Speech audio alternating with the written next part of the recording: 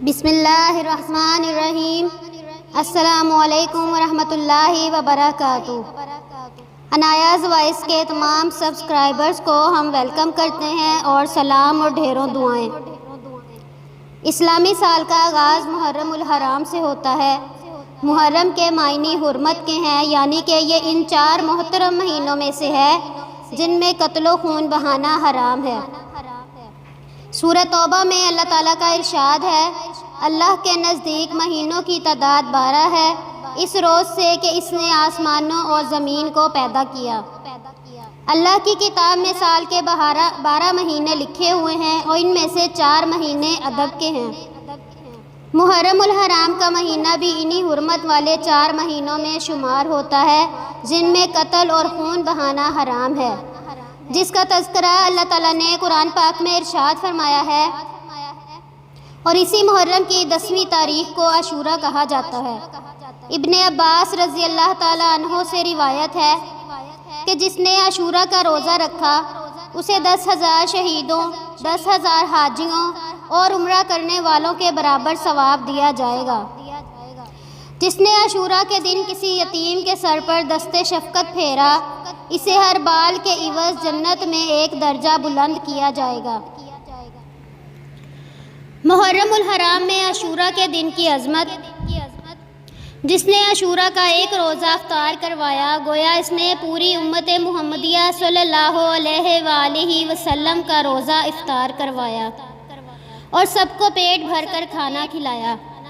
صحابہ نے عرض کی، اے اللہ کے رسول صلی اللہ علیہ وآلہ وسلم، کیا اللہ تعالیٰ نے اس دن کو تمام دنوں پر فضیلت بخشی ہے؟ فرمایا، ہاں، اللہ تعالیٰ نے اس دن آسمان پیدا کیے، پہاڑ بنائے، سمندر بنائے، اسی دن قلم اور لوح محفوظ کو پیدا کیا گیا، اسی دن آدم علیہ السلام کو پیدا کر کے ان کو جنت میں داخل کیا گیا، اسی دن حضرت ابراہیم علیہ السلام کو پیدا کیا گیا اور ان کے فرزند حضرت اسماعیل علیہ السلام کا فدیہ یعنی ذبیحہ دیا گیا، اسی دن فرعون غرق ہوا اور اسی دن حضرت ایوب علیہ السلام کو شفا ملی، حضرت آدم علیہ السلام کی توبہ قبول ہوئی اور حضرت عیسیٰ علیہ السلام کی ولادت ہوئی اور اسی دن قیامت قائم ہوگی۔ اس مہینے میں روزہ رکھنا اور مہینوں کے مقابل میں افضل ہے۔ چنانچہ اللہ کے رسول صلی اللہ علیہ وآلہ وسلم کا ارشاد ہے کہ رمضان المبارک کے بعد سب سے افضل روزہ اللہ کے مہینے محرم کا روزہ ہے، اور فرض نمازوں کے بعد سب سے افضل نماز رات کی نماز ہے۔ جو شخص محرم میں روزانہ 2 کر کے 4 رکعت نفل اس طرح ادا کرے کہ ہر رکعت میں سورہ فاتحہ کے بعد 50 مرتبہ سورہ اخلاص پڑھے، تو اللہ تعالیٰ اس شخص کے 50 سال گزشتہ اور آئندہ 50 سال کے گناہ معاف فرما دیتے ہیں اور 1000 نور کے محل تعمیر کر دیتے ہیں۔ حضور نبی اکرم صلی اللہ علیہ وآلہ وسلم نے فرمایا، جو شخص یوم عاشورہ پر عصمت یعنی سرما آنکھوں میں لگائے تو اس کی آنکھیں کبھی بھی نہ دکھیں گی۔